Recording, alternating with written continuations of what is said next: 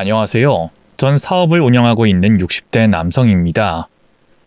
어렸을 적 저는 지금쯤 제 나이가 되면 여유로운 생활을 하고 있을 줄 알았습니다. 금전적으로나 심적으로나 말이죠. 하지만 삶이라는 게 뭐든 두 가지를 한 번에 가질 수 없는 건지 지금의 저는 심적으로 힘든 하루하루를 보내고 있네요. 항상 잊어야지, 털어내야지 생각하면서도 제 속을 답답하게 만드는 기억 때문이죠. 그래서 오늘 이곳에 제 사연을 말해볼까 합니다. 답답한 제 속이 시원해지길 바라면서 말이죠. 젊은 시절 사랑하는 아내를 만난 저는 예쁜 딸까지 낳으며 행복한 가정을 꾸렸습니다. 결혼한 이후로 가족이 전부였던 저는 좋은 남편이자 좋은 아빠가 되고 싶었어요.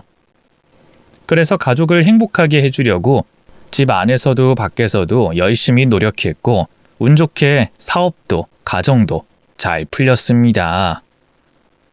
사업은 날로 커지고 있었고 아내도 둘째 아이를 임신했죠. 아내가 둘째를 가졌다는 소식에 저는 더 행복한 미래를 앞두고 있었어요. 그렇게 아직 성별도 모르는 아이가 딸일지 아들일지 궁금해하며 기다리던 중 아내에게 큰일이 생기고 말았습니다. 임신 초기 아내에게 병이 있었다는 것을 알게 됐거든요. 그것은 저희 부부에게 청천벽력 같은 일이었습니다. 아내를 살리려면 뱃속의 아이를 지킬 수가 없었거든요. 결국 저희는 어려운 결심을 내렸습니다. 아내의 치료를 위해 둘째를 포기하기로 한 거죠. 아내는 그 일로 크게 상심할 수밖에 없었어요. 거기다 아이를 포기하면서까지 선택하게 된 치료가 생각보다 진전이 없자 아내는 점점 지쳐가게 됐죠. 저 역시 그런 아내를 보는 것만으로도 고통이었지만 정작 치료를 견뎌야 하는 아내는 오죽할까 싶어 저는 아내 앞에서 아무런 내색도 할 수 없었어요. 그렇게 아내도 저도 겨우겨우 버티고 있던 어느 날 아내가 병원을 가다 길에서 쓰러지고 말았습니다. 다행히 주변 행인들이 도와주셔서 병원으로 급히 옮겨질 수 있었고 저도 곧장 연락을 받고 병원으로 갈 수 있었죠.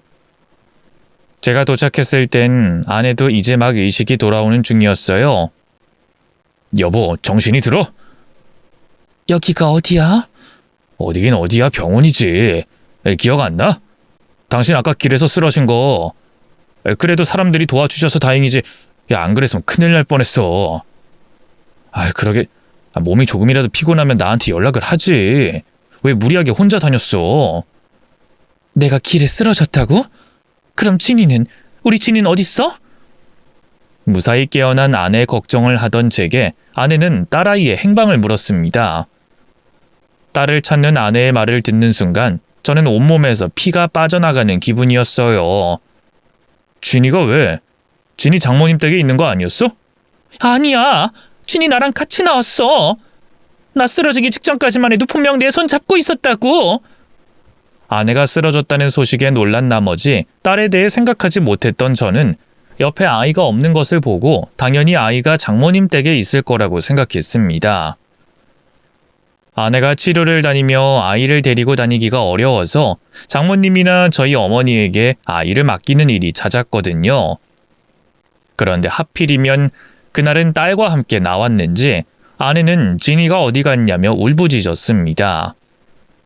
딸이 없어졌다는 소리에 놀란 저는 곧장 경찰에 신고를 하고 아내가 쓰러졌다는 곳으로 아이를 찾아 나서게 됐습니다.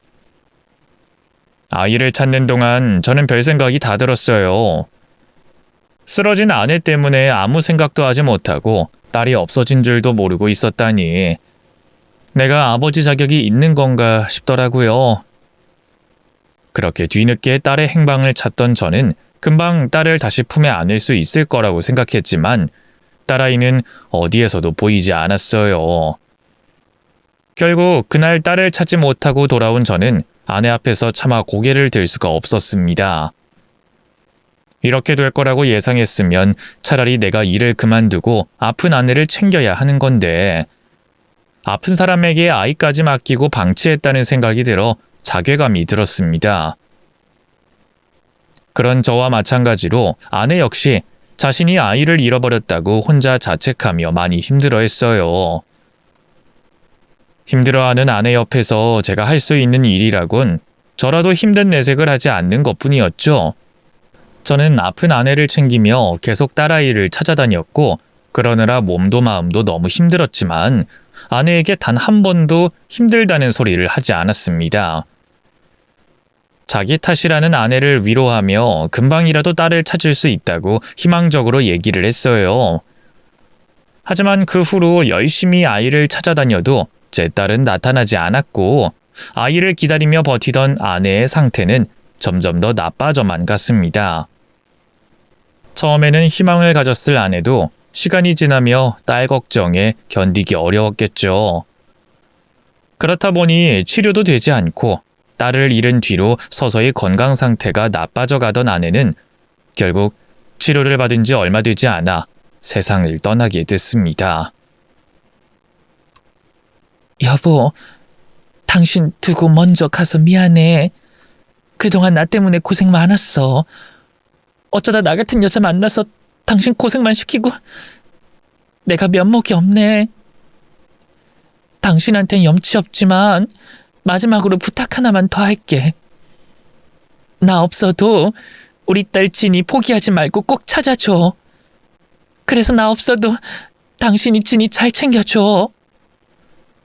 그렇게 두 사람 잘 지내다가 우리 가족 나중에 다시 만나자. 아내는 그 말을 마지막으로 저를 떠났고 저는 딸을 포기하지 말아달라는 아내의 말을 절대로 잊을 수가 없었습니다. 그 후 저는 아내가 떠난 빈자리를 채울 새도 없이 딸을 찾아 나서게 됐어요. 밤낮 없이 아이를 찾는 전단지를 돌렸고 딸을 봤다는 연락이 들리면 그게 어디라도 찾아가며 사라진 딸을 찾기 위해 노력했습니다. 주변에서는 그런 저를 미련하게 생각하는 사람들도 많았어요. 한참 전에 잃어버린 애를 어떻게 찾겠냐며 그만 포기하라는 사람도 있었고 죽었을 거라고 희망을 버리라는 사람도 있었죠. 거기다 제 생각해서 하는 말이라며 늦기 전에 새 장가 가라며 좋은 여자를 소개시켜 주겠다는 사람들도 있었지만 저는 그런 말들을 전부 거절하고 오로지 딸을 찾는 일에만 열중했습니다. 몇몇은 그런 제가 인생을 허비한다며 불쌍하게 여기기도 했지만 저는 반대로 그 덕분에 살아있는 셈이었어요. 아내마저 보내고 삶에 의욕이 없던 제가 살아가는 유일한 이유가 바로 잃어버린 딸을 찾기 위해서였으니까요. 그렇게 저는 포기하지 않고 딸을 찾아다녔지만 그 긴 세월 동안 딸아이는 제 앞에 나타나주지 않았습니다. 그러던 어느 날 누군가가 나이 60이 되어가던 저를 찾아왔습니다. 깨끗하고 말쑥한 얼굴의 그 남자는 제게 조심스럽게 인사를 건네더니 자신이 제 딸을 알고 있다고 했어요. 그게 정말입니까? 그쪽이 내 딸을 알고 있다고요? 우리 진이 어디 있는지 알아요? 놀라셨겠지만 차근차근 설명해 드릴 테니까 우선 진정하세요, 아버님. 사실 저는 진이랑 결혼해서 살고 있는 사람입니다. 그 남자는 자신을 제 딸의 남편이라고 자기를 소개하며 제가 찾는 진이가 자기 아내와 같은 사람인지 확인을 했습니다. 저 역시 그 청년이 말한 사람이 제 딸이 맞는지 확인해야 했죠. 그 청년은 어릴 적 부모를 잃어버린 여자친구의 희미한 기억을 가지고 여자친구의 부모를 찾기 위해 전국을 다녔다고 하더라고요. 그런데 얘기를 하면 할수록 그 청년이 말하는 사람이 제 딸인 것 같은 확신이 들었습니다. 전에 살던 집의 특징이며 가족 간의 추억도 일치했고 어쩌다 부모를 잃어버리게 됐는지까지 우리 딸의 상황과 무척 비슷했어요. 그 후 그 청년이 말한 사람을 만나게 된 저는 보는 순간 단번에 제 딸임을 알아봤습니다. 수십 년이 지나 훌쩍 자라버렸지만 오매불망 딸을 찾아다녔던 제 눈에는 어릴 적 모습이 그대로 보이더라고요. 진이야, 너 정말 진이 맞구나. 그동안 어디 있었니? 대체 어떻게 지냈어? 아빠가 너를 얼마나 찾아다니는지 아니? 아유 세상에, 드디어 만나다니. 이제서야 너희 엄마를 볼 면목이 생겼구나. 딸을 꼭 찾아달라던 아내의 당부대로 드디어 딸을 만나게 된 저는 감격의 눈물을 흘릴 수밖에 없었습니다. 그 후 저는 잃어버린 딸이 그동안 어떻게 지내왔는지 듣게 됐죠. 진이는 아내가 쓰러졌을 당시 붙잡고 있던 엄마 손을 놓치고 말았고 그 사이 제 아내를 돕기 위해 몰려든 인파에 엄마와 떨어지게 됐다고 했어요. 그러자 어떤 아주머니가 엄마가 쓰러져서 자신과 함께 엄마가 있는 병원까지 가야 한다며 진이를 데려갔다고 했습니다. 그리고는 어디론가 가는 도중 엄마가 진이를 돌볼 수 없는 상황이라며 앞으로 자신과 함께 살아야 한다고 말했다고 하네요. 당시 어렸던 진이는 그 말만 믿고 그 여자를 따라가게 됐는데 그 여자와 지내던 곳이 웬 고아원이었답니다. 그런데 그곳은 제대로 된 고아원이 아니었는지 시설이 무척 열악했답니다. 어디서 무작위로 아이들을 데려와 원생들의 숫자만 채워서 나라의 보조금을 받고 후원자들에게 받은 돈을 개인의 주머니로 빼돌려 사익을 채우는 곳이었던 거죠. 그래서 딸아이는 그곳에서 지내는 동안 제대로 된 보살핌도 받지 못했고 체벌이라는 명목으로 폭행까지 당해야 했답니다. 내 딸이 내가 모르는 곳에서 그런 대우를 받고 있었다고 생각하니 속에서 천불이 올라오는 기분이었습니다. 그리고 딸이 그렇게 고생해야 했다는 게 너무나 미안하고 고통스러웠죠. 그렇게 힘든 고아원 생활 속에 힘이 되줬던 사람이 바로 지금의 남편이었고 서로를 챙겨주던 두 사람은 힘든 고아원 생활을 견디지 못해 도망쳐 나와 그 후로 지금껏 같이 지내고 있었다고 했습니다. 부영 씨 아니었더라면 나는 정말 못 견뎠을 거예요. 그곳에 있을 땐 매일매일 죽고 싶었는데 그나마 부영 씨 때문에 버틸 수 있었거든요. 그러다가 고아원 벗어나서 고생하는 동안에도 부영 씨가 나 먹여 살린다고 얼마나 고생을 많이 했는지 몰라요. 이 사람 저한테 정말 잘해주거든요. 거기다 아빠 찾을 수 있었던 것도 전부 부영 씨 덕분이니까 부영 씨 아니었으면 우리가 이렇게 만나지도 못했을 거예요. 제 딸에게 무척이나 잘했다는 사위의 얘기를 들으니 저는 사위에게 너무나 고마웠습니다.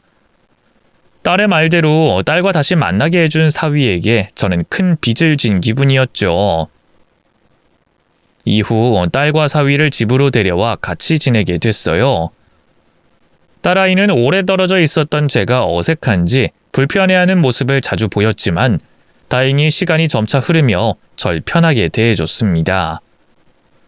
그건 역시도 사위의 공이 컸어요. 사위는 특유의 친화력과 배려심으로 저와 딸 사이를 오가며 우리 두 사람이 가까워질 기회를 여러 차례 만들어줬습니다. 또 사위는 저에게 딸의 취향과 좋아하는 것들을 자세히 알려주며 제가 딸에게 점수를 딸 수 있는 도움을 줬죠. 덕분에 다 큰 딸에게 다가가는 게 조심스럽던 저는 큰 시행착오 없이 딸과 가까워질 수 있었어요.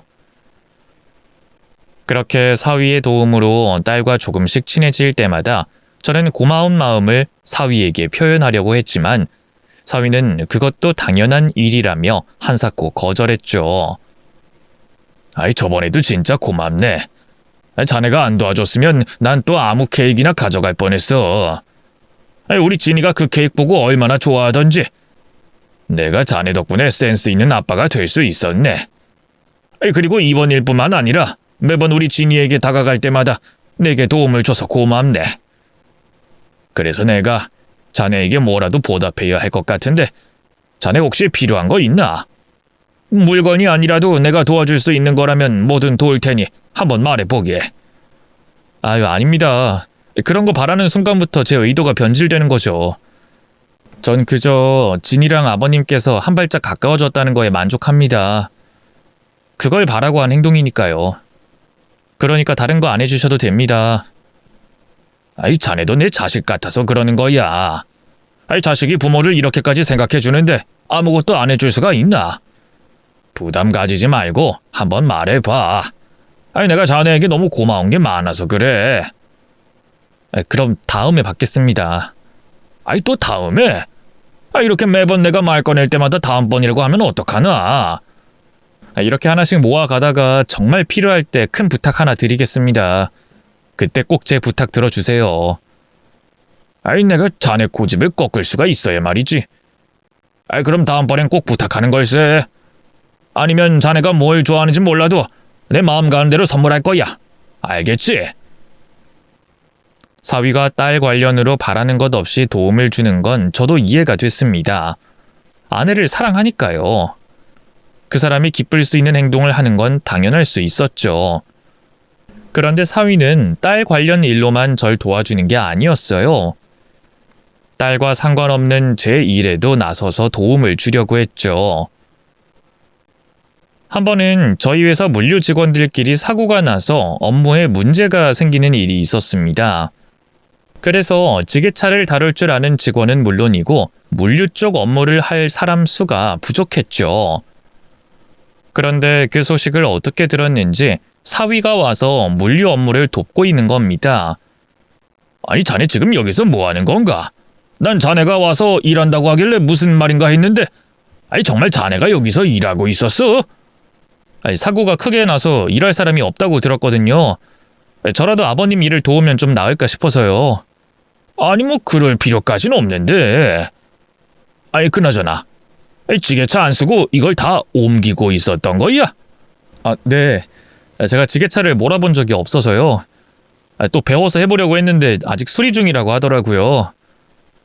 그래도 예전에 택배 상하차 하면서 이런 무거운 물건 자주 옮겼습니다. 그래서 단련돼서 괜찮습니다. 아유, 그래도 이거 몸으로 옮기면 골병 나. 술박스가 얼마나 무거운데. 그러지 말고 이제 좀 쉬게. 하루 이틀 늦는다고 문제 없으니까 그만하고 쉬어. 어차피 내일 지게차도 새로 오고 잠시 일해줄 사람도 뽑았으니까. 자네가 이렇게까지 안 해도 괜찮어. 아닙니다. 이왕 왔는데 돕는 데까지 돕고 가야죠. 그리고 하루 이틀 쉬면 거래처에서 아버님 신뢰가 깎이지 않습니까? 제가 그걸 알고도 가만히 있을 순 없죠. 사위는 힘들고 굳은 일도 마다하지 않고 먼저 나서서 저를 도와줬습니다. 돕는 데는 대단한 이유가 없었어요. 그저 제가 딸아이의 아버지라는 이유 하나뿐이었죠. 또 제가 딸아이의 아버지라고 해서 뭘 바라는 것도 없었습니다. 오히려 너무 바라는 게 없고 욕심이 없어서 제가 뭐든 해주고 싶었고 그러지 못해서 불편할 지경이었죠. 그런 사위를 오래 지켜볼수록 점점 더 제 마음에 들었습니다. 제 딸에게 잘하는 건 물론이고 저에게도 바라는 것 없이 뭐든 도와주고 욕심 없이 묵묵히 자기 일을 하는 담백한 사위가 말이죠. 그 욕심은 점점 더 커져 사위를 제 회사 후계자로 삼고 싶었습니다. 그래서 제가 먼저 제안을 했어요. 내가 자네에게 한 가지 제안을 하고자 불렀네. 난 자네가 내 회사에 들어와 줬으면 싶어. 자네를 내 후계자로 삼고 싶거든. 어떻게 생각하나? 제가요? 그건 안 됩니다. 저 대학도 못 나온 사람입니다. 그런 제가 아버님 회사에 들어가면 어떤 자리에 있든 뒷말이 나올 겁니다. 저를 좋게 봐주시는 건 감사한 일인데 그런 자린 제가 맞지도 않고 무리인 것 같습니다. 물론 자네가 내 사위기도 하고 내게 잘해주니 내 사심이 들어간 제안이긴 하네만 객관적으로 봤을 때도 난 자네에게 충분한 능력이 있다고 생각하네. 일이야 배우면 되지만 하고자 하는 끈기와 노력 그리고 성품은 배운다고 되는 게 아니네. 난 자네가 내 일을 여러 차례 도와주면서 배운다고 배울 수 없는 그 자질들을 가지고 있는 걸 봤어. 처음에야 당연히 수군거릴 거야. 그런 것들은 자네가 가진 끈기로 결과물을 만들어내면 돼.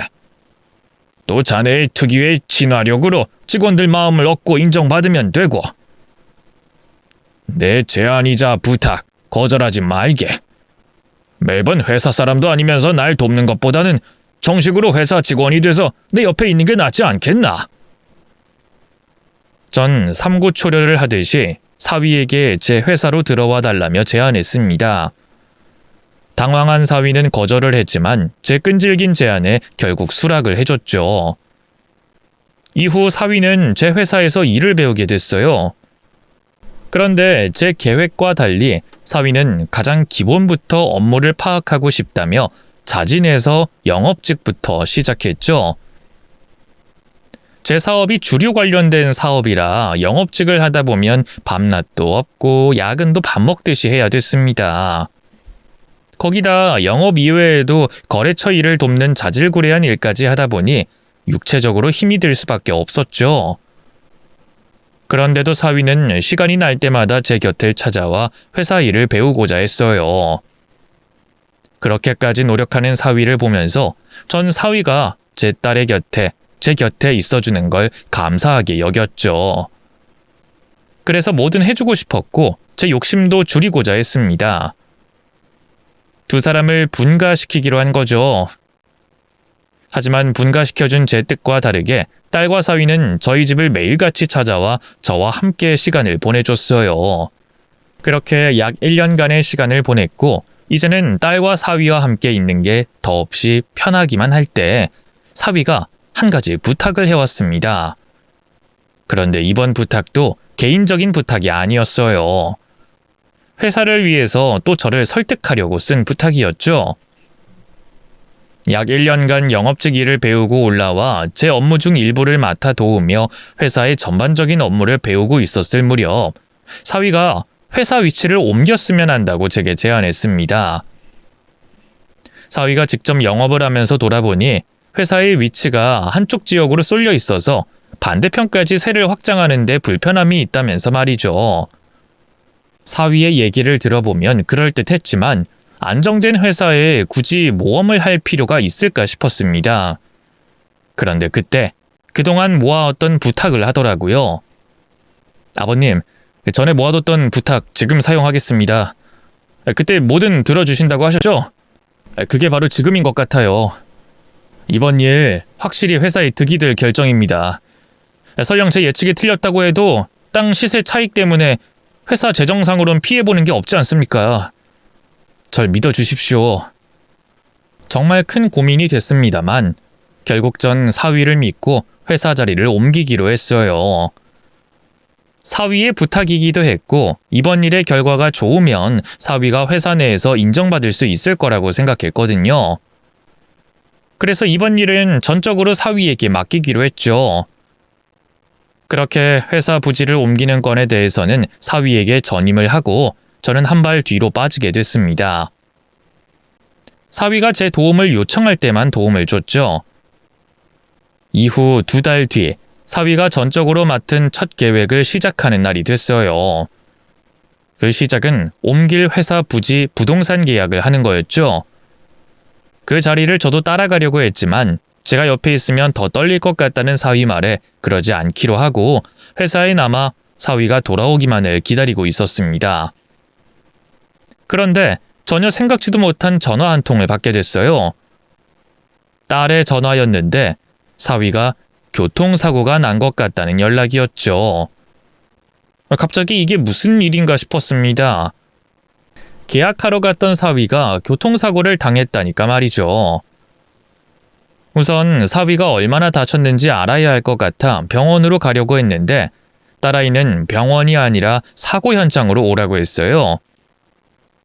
사고 난 사위 차량이 발견된 곳이 강가라며 아직 사위를 찾지 못했다고 했거든요. 그 이야기를 듣곤 불길한 예감이 머리를 스쳤습니다. 그날 제법 많은 양의 비가 새벽부터 내리고 있었기 때문이었어요. 저는 급히 사고 현장으로 찾아가 현장을 담당하는 형사와 수색 담당자에게 그 사이 제 사위가 발견되진 않았는지 물어봤습니다.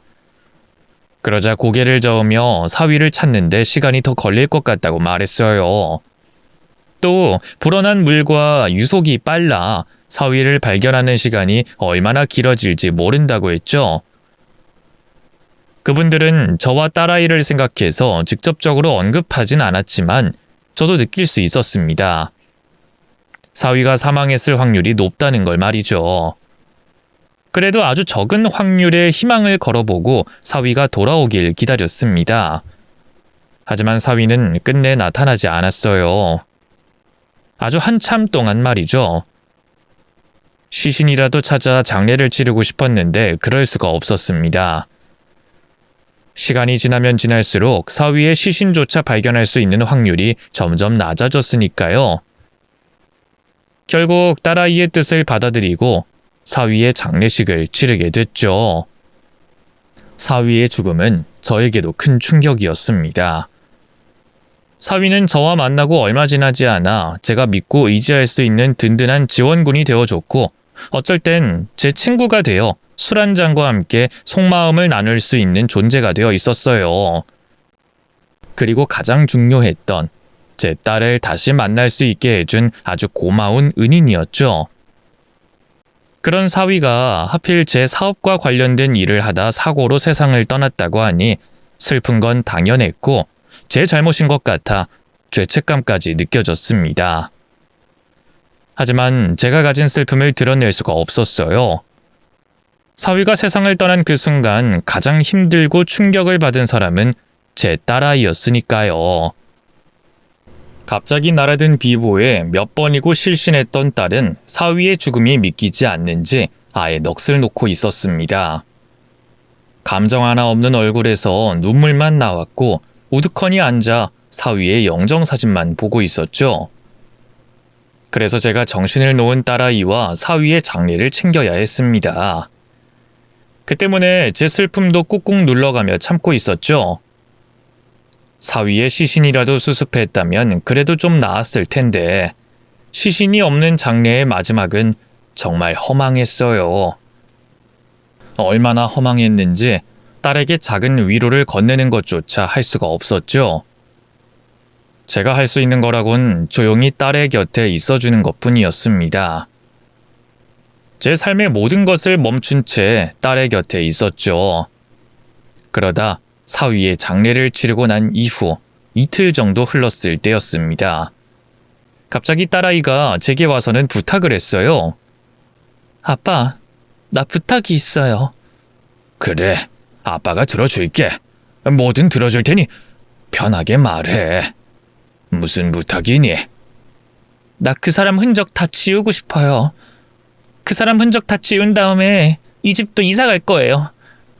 이 집도 그 사람과 함께한 추억이 남아있어서 계속 지낼 자신이 없어요. 그러니까 아빠가 저 좀 도와주세요.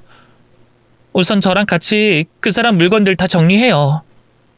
벌써? 아니 진이 너 그래도 괜찮겠어? 물론 당장은 충격이 너무 커서 부영이 흔적들, 물건들 볼 때마다 힘들 거야.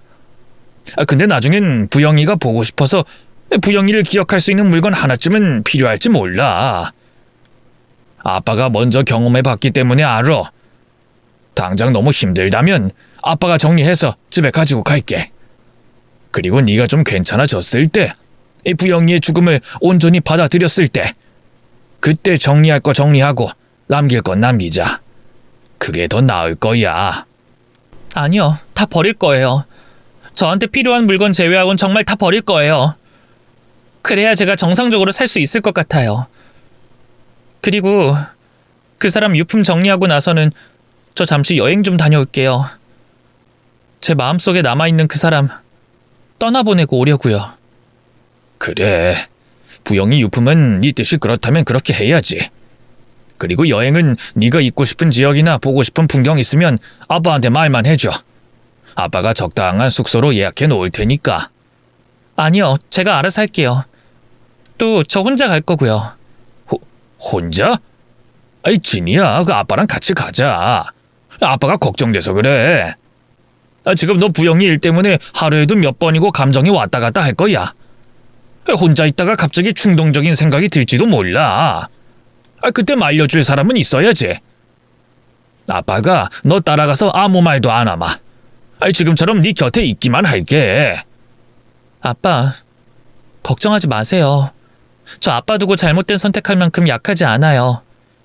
이번 여행으로 그 사람 떠나보내고 마음 정리하려고 가는 거예요. 저 앞으로 행복하게 살 거예요. 정말 누구보다 행복하게. 하늘에 있는 그 사람이 걱정하지 않도록 정말 행복하게. 그러니까 저 믿고 보내주세요. 완전하게 혼자 있고 싶어서 그래요. 아빠가 걱정하는 시선도 저를 불쌍하게 보는 다른 사람들의 표정도 신경 쓰지 않고 싶어요. 그래, 알았다. 그렇게 할게. 또 다른 부탁할 건 없고. 여행 떠날 때 다시 한번 말씀드리겠지만 이 집을 나간 그 순간부터 완전히 혼자가 되고 싶으니까 정말 중요한 연락 아니고는 연락도 좀 자제해 주세요. 그것 빼곤 없어요. 딸아이는 마치 스위치 온오프 버튼이 있는 것처럼 끝없는 슬픔에 허우적거리다 한순간에 차분한 태도를 보이며 떠나간 사위를 잇겠다고 했습니다. 그런 딸아이의 갑작스러운 심경 변화가 걱정됐지만 제게 부탁까지 해오는 딸아이의 말을 믿어보기로 했어요. 저 역시 사랑하는 배우자를 잃어봤고 그 아픔과 시련은 오로지 스스로의 힘으로 견디고 극복해야 한다는 걸 알았기 때문에 딸의 부탁을 들어주기로 했죠. 그렇게 다음 날부터 사위의 유품들을 딸과 함께 정리하게 됐습니다. 처음엔 간단한 일이라고 생각했는데 딸과 사위의 물건들이 뒤섞여 있어서 시간이 오래 걸렸어요. 거기다 딸아이의 여행짐과 이삿짐을 나누고 동시에 정리까지 해야 했기 때문에 사위의 유품을 정리하는데 진행 속도가 더 더딜 수밖에 없었죠. 그래도 그런 고생을 하는 건 괜찮았습니다. 정말 힘든 건 딸아이가 사위의 유품을 정리하다 이따금 감정에 복받쳐 흘리는 눈물을 보고 있는 거였죠. 그럴 때마다 저는 딸아이가 사위와의 추억을 떠올릴 수 있는 시간을 가질 수 있게 또 홀로 마음을 진정시킬 수 있게 자리를 비켜주곤 했습니다. 결정적인 사건이 발생했던 그때도 마찬가지였어요. 같이 사위의 유품을 정리하던 도중 제가 집었던 물건을 보고 사위와 가진 추억이 떠올랐는지 제 손에서 그 물건을 자기 품으로 가져간 아이는 눈물을 뚝뚝 흘리기 시작했죠. 저는 흐느끼고 있는 딸의 어깨를 토닥여주고 자리를 비켜줬습니다. 그리고 지금 저와 딸에게 벌어지고 있는 이 현실이 너무 답답한 마음에 1층으로 내려가 담배를 피우게 됐죠.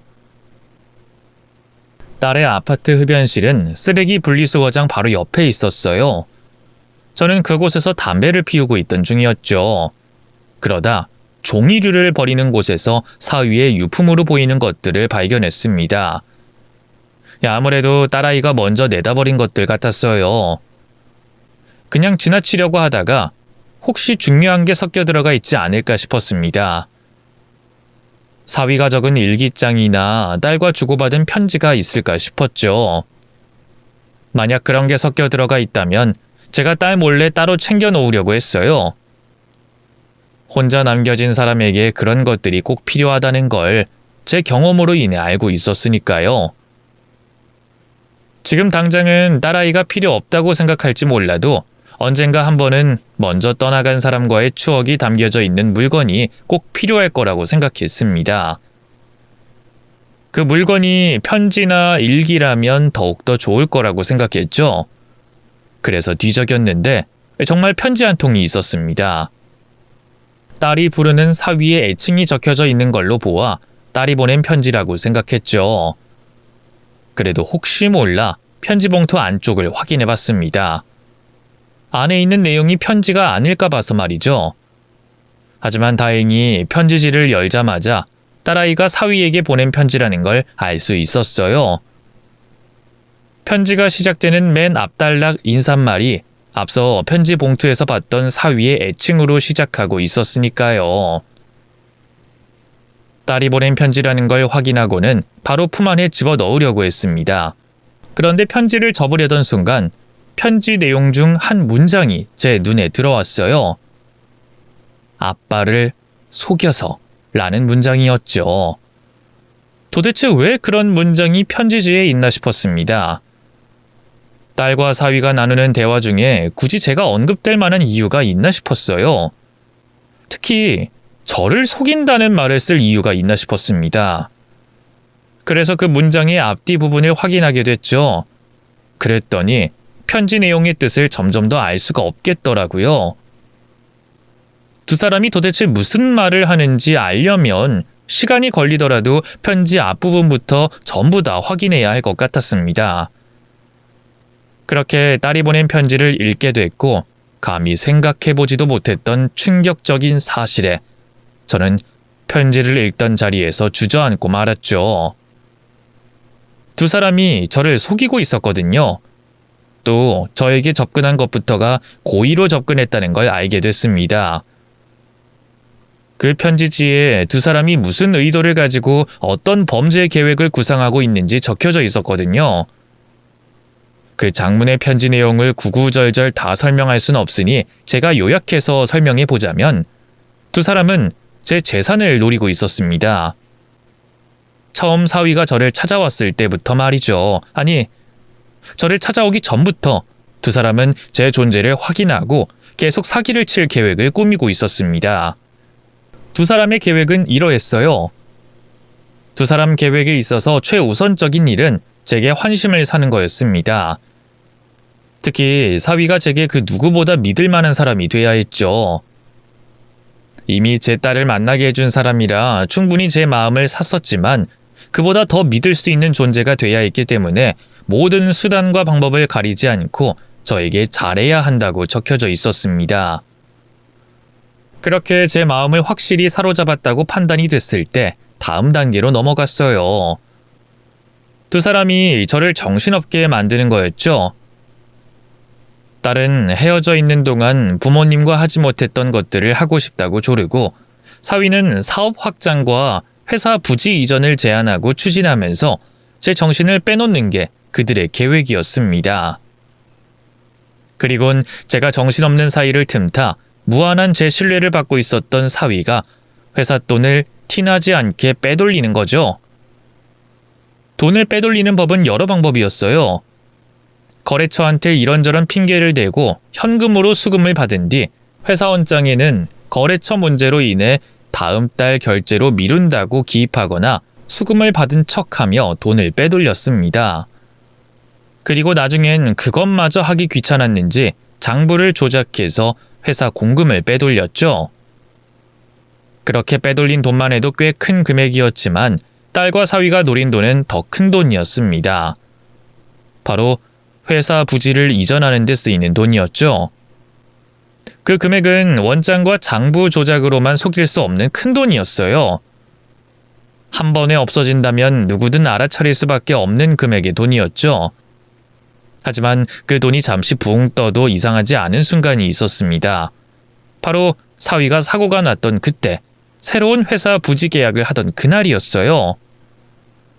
부동산 계약이 있는 날이었기 때문에 당연히 큰 금액이 빠져도 이상하지 않았고 그때 사위가 죽는 사고가 발생한다면 회사 부지 이전에 관한 일은 우선적으로 멈추게 될 것이었죠. 그리고 그 돈의 행방은 잠시 뒷전이 되어 있을 거라는 걸 두 사람은 예상하고 있었습니다.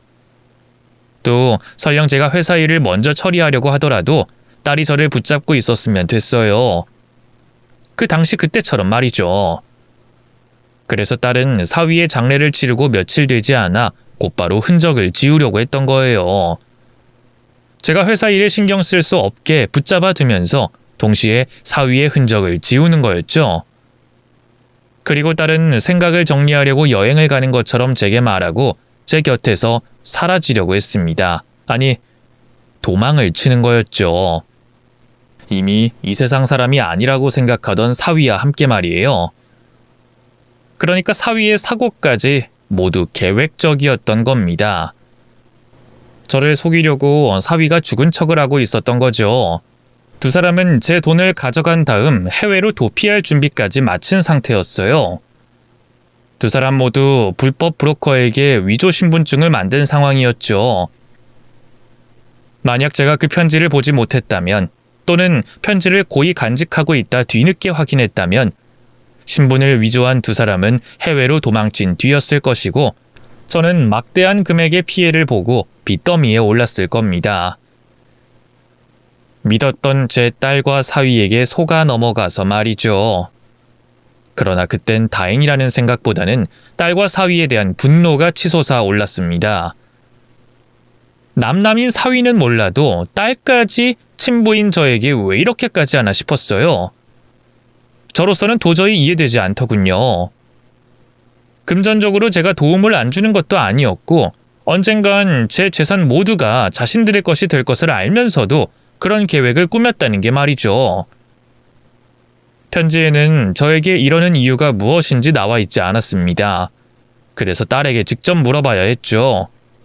저는 마음을 가라앉히기 위해 담배를 몇 대 더 피우고 나서 딸이 있는 집으로 들어갔어요. 그리고는 제게 조금 전까지 울고 있었다는 듯 거짓된 연기를 하고 있는 딸에게 휴대폰을 잠시 빌려달라고 했습니다. 제가 모든 사실을 알고 있다는 걸 알게 된 딸이 숨어있던 사위에게 연락을 취할 것 같아 딸이 사위에게 연락 못하게 하려고 휴대폰을 제가 가져갔던 것이죠.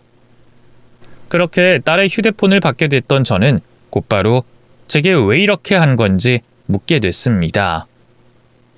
그런데 진이 너 왜 그랬니? 아빠가 도대체 뭘 잘못했다고 이러는 거야? 네? 그게 무슨 말씀이세요? 제가 뭘 어떻게 했는데요? 휴대폰 드릴 때 제가 뭘 했어요? 아니 휴대폰 말고 지금 이 상황.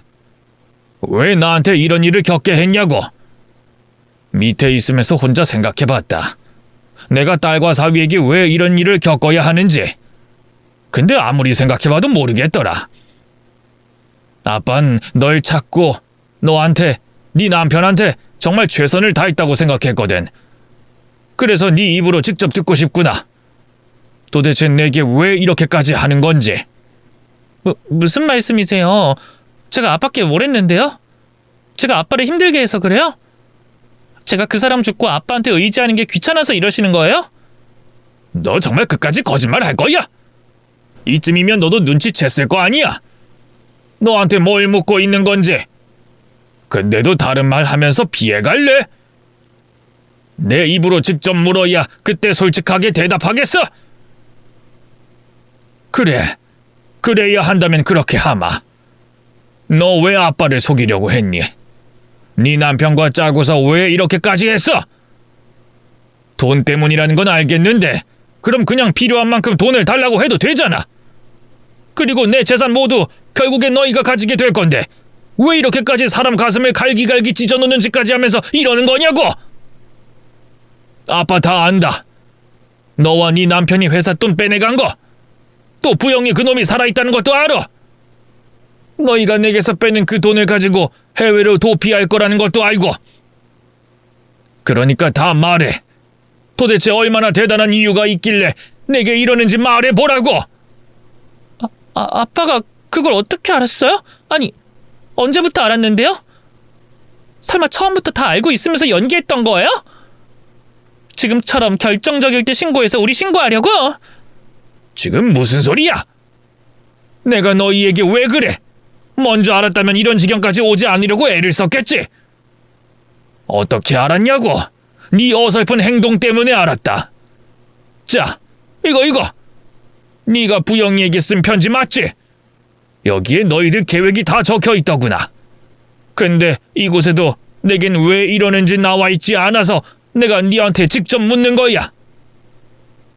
왜 그랬니? 아빠한테 왜 그랬어?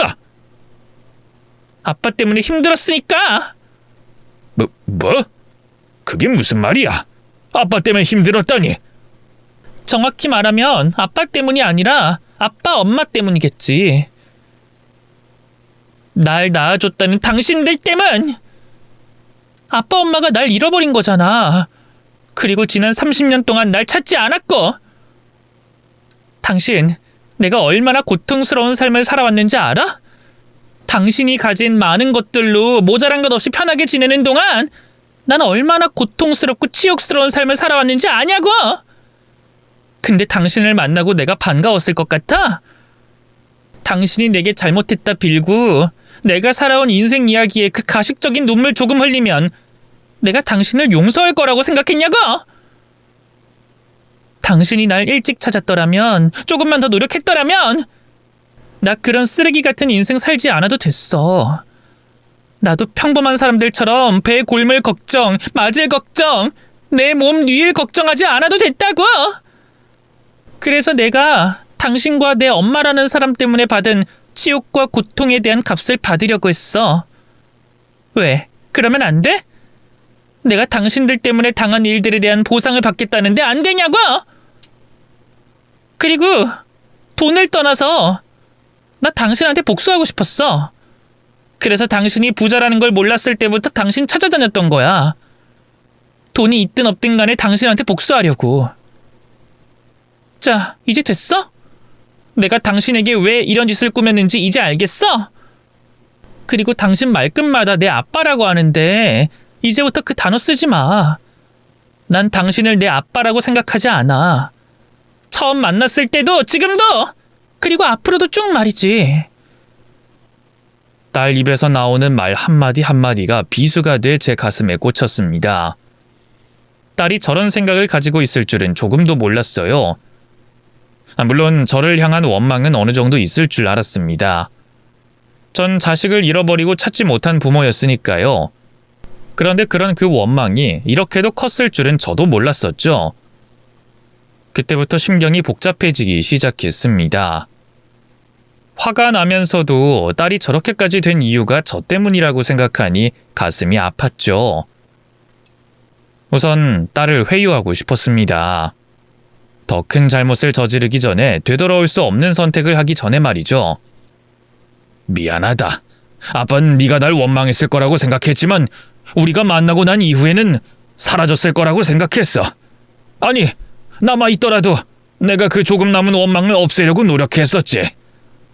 근데 내 노력이 부족했던 모양이구나. 미안하다, 지니야. 내가 사과하마. 그리고 내가 입이 10개라도 할 말이 없는 사람이라는 건 알지만 내 변명을 하자면 지니 네가 날 오해하고 있는 거야. 아빠는 널 찾으려고 지난 30년 동안 정말 애를 썼단다.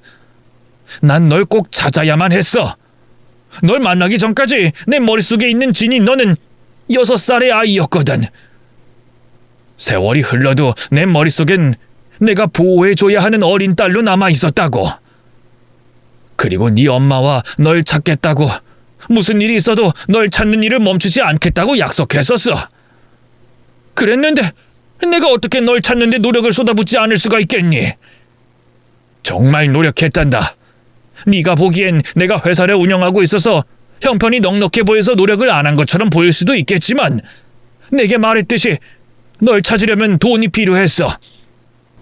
널 찾겠다고 내 발로 직접 뛰어보니까 알겠더라. 한국에 있는지 외국에 있는지 그 방향조차 알지 못하는 나로서는 그 넓은 곳을 혼자서 뛰어다닐 수 없다는 걸. 그래서 사람을 고용하고 전단을 뿌리고 외국 입양기관에 광고하면서 널 찾아야 했단다. 그래서 나로서는 돈이 필요했어. 아빠가 보여줬잖아. 널 찾으려고 얼마나 노력을 했는지. 물론 그렇다고 해서 내가 잘못하지 않았다는 게 아니야. 다 내 잘못이지. 부모가 돼서 널 하루라도 일찍 찾지 못한 내 잘못이 맞아. 그리고 네가 보상해달라고 하면 그렇게 해야지. 그런데 지니야, 이런 방법은 아니야. 이건 잘못된 거라고. 아직은 수습할 수 있어. 우리 관계도 네가 받은 상처도 지금보다는 나은 모습으로 회복할 수 있다고. 그러니까 부영이가 숨어있는 곳 말해. 부영이가 가지고 있는 돈 아빠 재산 아니야. 그 돈들 전부 회사에 있는 직원들 몫이라고. 그 사람들은 무슨 잘못이 있다고 이번 일에 휘말리니.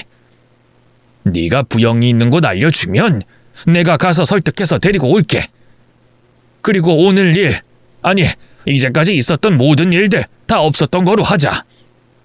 네 말대로 내게 보상을 받고 나와는 연을 끊고 싶다면 그렇게 해줄게. 아니면 이 아빠를 조금만 이해해주고 용서해준다면 우리 함께 이제부터라도 진짜 행복하게 살아가자. 너, 부영이, 그리고 아빠 이렇게. 개수작 부리지 마! 당신 내 남편 있는 곳 알아낸 다음 경찰에 신고하려고 그러는 거잖아. 내가 모를 것 같아? 절대 안 속아, 당신 같은 사람에게. 지금도 내게 보상해주겠다고 말하면서 결국엔 그이가 가지고 있는 돈 되찾으려고 하잖아. 그러니까 절대 말 안 해. 그 사람한테 도망치라고 할 거야. 알아? 아니야. 그 돈은 회사 돈이라서 그러는 거야. 물론 지금 부영이가 가지고 있는 돈만큼은 아니지만 너희가 원한다면 아빠가 가지고 있는 재산 전부 다 가져가도 좋아. 그렇게 해줄게. 그러니까 제발 부영이 있는 곳을 알려줘. 그리고 네 핸드폰 나한테 있다는 거 잊었니? 네가 혹시 부영이한테 연락할까봐 내가 맨 처음 올라오자마자 한 일이 네 휴대폰 받는 거였어. 그러니 부영이에게 연락할 생각 말고 아빠가 한 이야기 잘 좀 생각해봐. 어차피 부영이 너에게 하루 이틀 연락 없다고 해서 무슨 일이 생겼다고 생각하지 않을 거야. 그게 너희들 계획이잖아. 3, 4일 후에 너 여행 가는 척하면서 위조된 신분으로 도망치는 게. 진이야, 제발 아빠가 너한테 지난날 잘못했던 일들은 만회할 수 있는 기회를 주렴. 너네 이렇게 도망치면 결국엔 쫓겨. 횡령 문제로 직원들이 날 신고해도 결국엔 너희를 쫓게 돼 있다고. 그러니 내 말 들어. 거짓말. 난 절대 안 속아. 그리고 내가 아빠라고 하지 말랬지. 당신은 내 아빠 될 자격 없어. 이기적인 새끼. 닥치고 비켜. 나 그 사람 만나러 가야 돼. 딸은 끝까지 마음을 돌리지 않았습니다. 결국 제가 할 수 있는 건 딸아이와 사위를 경찰에 신고하는 방법이었어요. 그 자리에서 경찰에 신고하게 됐고 곧 경찰이 찾아와 딸아이를 서로 데려갔죠. 이후 조사를 받던 딸은 모든 걸 실토하게 됐고 죽은 척 숨어있던 사위가 있는 은신처를 경찰에게 말했습니다. 사위 역시 은신처에 숨어있다 경찰에게 붙잡히게 됐죠. 그리고 빼돌려 숨겨놨던 돈들 역시도 모두 회수할 수 있었어요. 전 돈을 돌려받은 뒤 두 사람에게 어떠한 처벌을 내릴 생각이 없었습니다. 두 사람이 저렇게 된 것은 저 때문이라고 생각했거든요. 제가 조금 더 딸을 일찍이 찾았다면, 고생을 덜 시켰다면 그날의 일은 발생하지 않을 수가 있었다고 생각했죠. 그리고 두 사람을 처벌할 수 없다고 들었어요. 친족 상도례로 인해 처벌할 수 없다고 들었거든요.